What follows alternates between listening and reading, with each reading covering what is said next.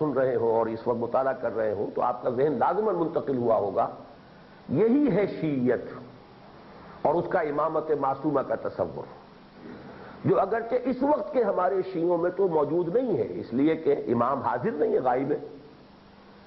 ان کا تو 12ویں امام جو تھے بقول ان کے، وہ اس خیال سے 11ویں امام جو تھے انہوں نے انہیں ایک چھپا دیا تھا کسی کیو میں، کسی غار میں، کہ کہیں انہیں قتل نہ کر دیا جائے۔ اب وہ امام مہدی کہلاتے ہیں ان کے، اور وہ وہیں چھپے ہوئے ہیں، وہ ظاہر ہوں گے۔ تو گویا کہ 1200 برس سے وہ بھی اب امام کے بغیر ہیں، ان کا امام غائب ہے، اس لیے بات واضح نہیں ہوتی۔ اصل شیعیت جو ہے وہ در حقیقت اسماعیلیت ہے، ان کا امام حاضر ہے اور ان کا امام جو ہے وہ انفیلیبل ہے، معصوم عن الخطا، کوئی غلطی نہیں کر سکتا، اور ان کے امام کو حق حاصل ہے قرآن کی جس چیز کو چاہے وہ باطل قرار دے دے، اللہ کے جس حکم کو چاہے وہ منسوخ کر دے، جو حکم چاہے اپنی طرف سے کر دے۔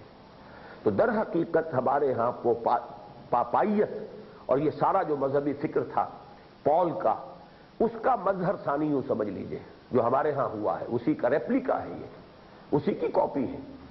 اور وہ بھی در حقیقت ایک یہودی نے سازش کے طور پر حضرت مسیح کے تعلیم کو ختم کرنے کے لیے کیا تھا، اور یہ بھی عبداللہ ابن سبا یہودی کے ذہن کی پیداوار ہے۔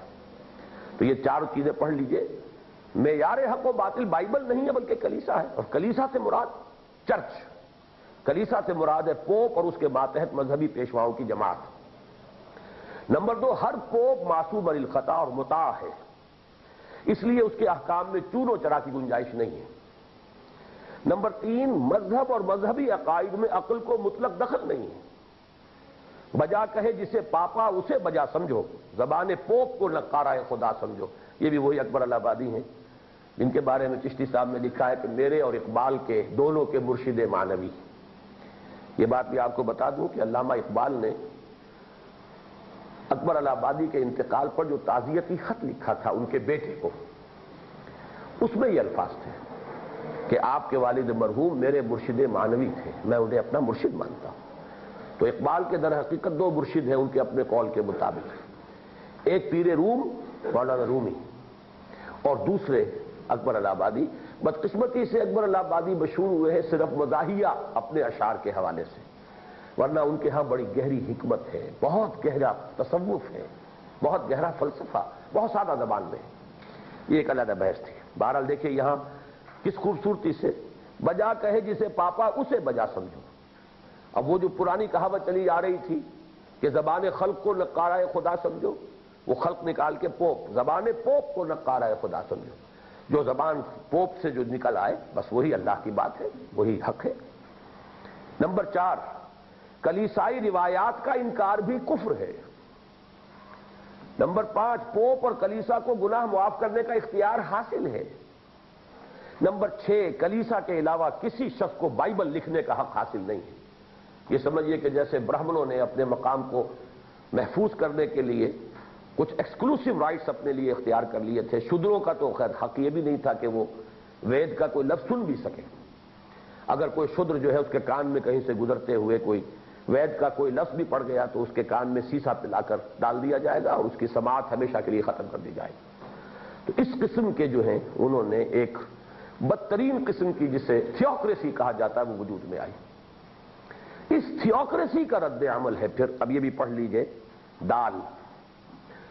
13ویں اور 14ویں صدی عیسوی میں اندلس کے مشہور فلسفی ابن رشد، اور یہ یورپ میں کہلاتے ایوروس، ابن رشد متوفی 1168 عیسوی کی تمام تصانیف کا ترجمہ لاطینی زبان میں ہو گیا، اور 15ویں صدی میں اس کی تمام تصانیف اٹلی اور فرانس کی یونیورسٹیوں کے نصاب تعلیم میں شامل ہو گئیں۔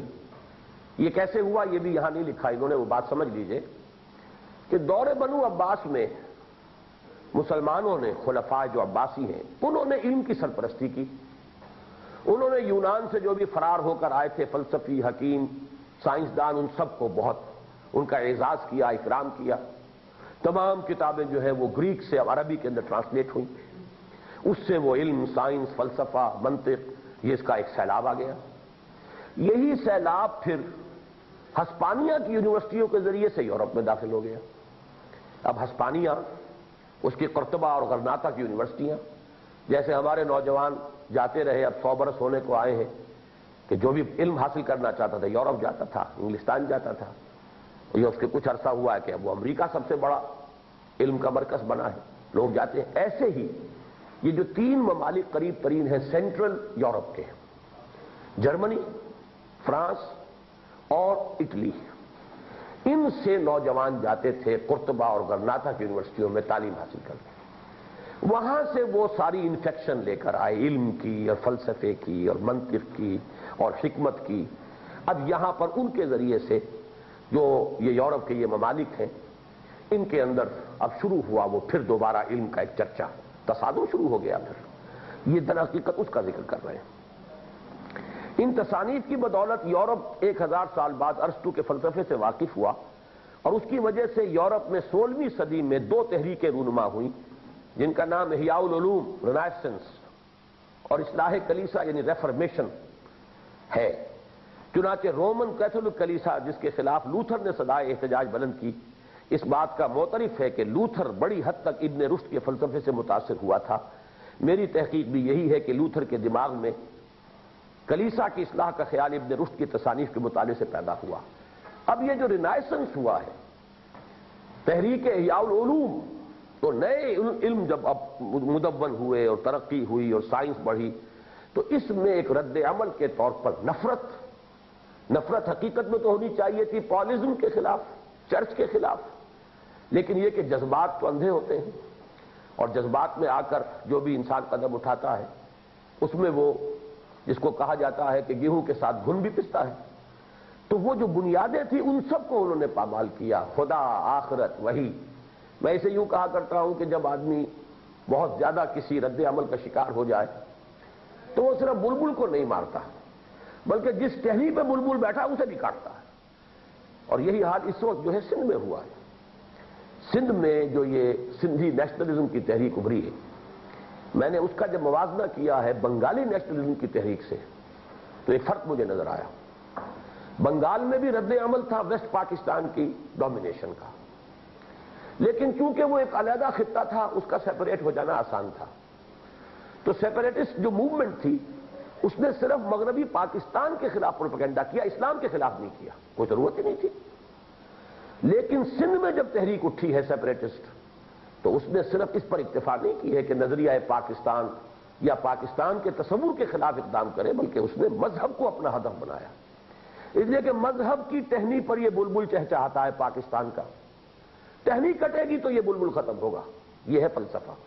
اس اعتبار سے میں نے کہا تھا کہ شدید تر ہے یہ تحریک اپنے اصول کے اعتبار سے، اپنے آغاز کے اعتبار سے بنگلہ دیش کی تحریک سے کئی گنا زیادہ یہ مضر ہے.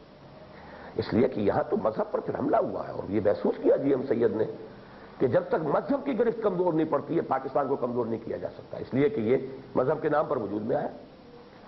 یہ ہے در حقیقت فرق.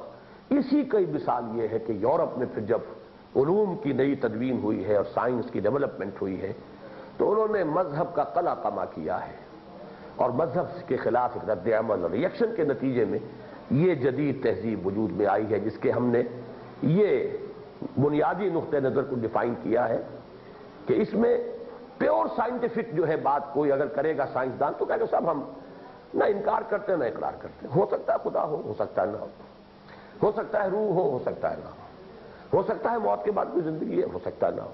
بہرحال یہ ہمارا فیلڈ نہیں ہے، اس لیے کہ سائنس جو ہے اس میدان میں قدم ہی نہیں رکھتی.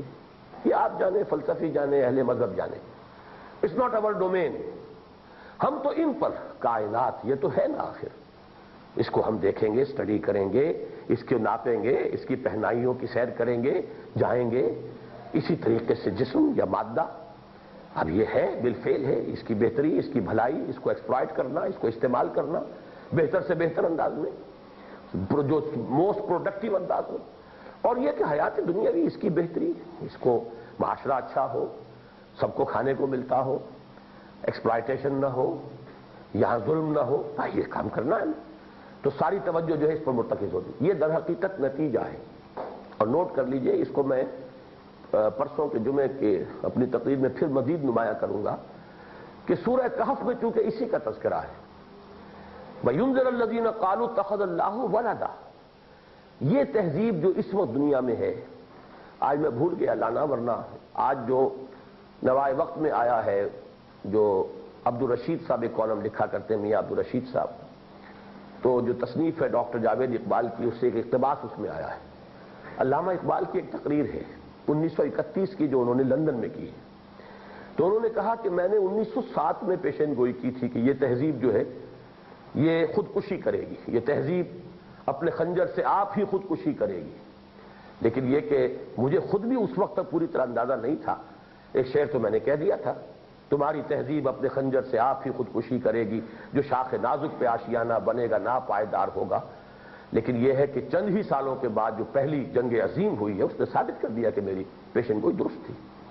اس کے بعد ایک اور جنگ عظیم ہو چکی ہے، اور میں چونکہ آج کل جو جمعے میں بیان کر رہا ہوں سورہ کہف کا کہ کچھ مضامین، اس میں حوالہ بھی دے رہا ہوں مولانا مناظر حسن گیلانی رحمۃ اللہ علیہ، تو انہوں نے خاص طور پر ان آیات جو سورہ کہف کی ابتدائی آیات ہیں ان کے حوالے سے یہی بات کہی ہے، لِيُنذِرَ بَأْسًا شَدِيدًا مِّن لَّدُنْهُ، ایک بہت بڑی جنگ جو اللہ تعالیٰ کی طرف سے ہوگی خاص، اس کے لیے خبردار کرنا ہے۔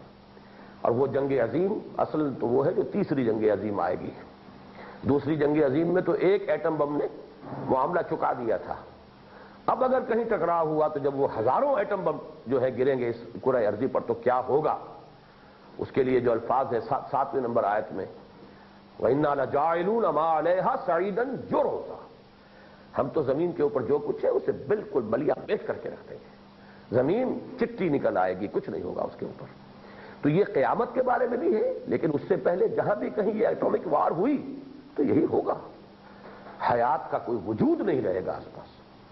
تو یہ سب کچھ جو ہے، اور یہ سب نتیجہ کس کا ہے؟ یہ تہذیب در حقیقت وہی مادی تہذیب، اور جو رد عمل ہے اس عقیدہ ولدیت کا، حضرت مسیح کو خدا کا بیٹا قرار دے کر تثلیث جیسا ایک خالص غیر منطقی اور غیر معقول عقیدہ ایجاد کیا گیا، جو اس کے بعد پھر یہ کہ پاپائیت کا نہایت مستبد نظام دنیا کے اندر آیا، اس کے نتیجے میں رد عمل پیدا ہوا کہ مذہب اور روحانیت کی نفی ہو گئی، مادی ترقی انسان کی آسمان تک پہنچ رہی ہے، مذہب اور روحانیت کا جو ہے بالکل جنازہ نکل چکا ہے۔ یہ گیپ ہے جس کی وجہ سے کہ یہ در حقیقت یہ عذاب الہی جو ہے اس نے یہ شکل اختیار کی ہے کہ اب کوئی بہت بڑی بڑی جنگ جو ہے وہ نوع انسانی کا مقدر بنے گی۔ 2 بن چکی ہیں اس صدی کے اندر، تیسری اللہ ہی بہتر جانتا ہے کب وہ ٹریگر جو ہے۔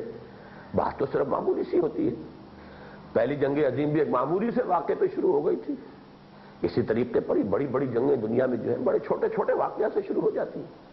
تو واللہ عالم، بہرحال یہ میں نے آپ کے سامنے اس کا پس منظر رکھ دیا ہے کہ یہ سارا تہذیب کا اس رخ پر مڑ جانا یہ در حقیقت ایک طویل تاریخی پس منظر اپنے پیچھے رکھتا ہے، اور وہ ہے وہ عیسائیت کا عقیدہ اور اس کے نتیجے میں رد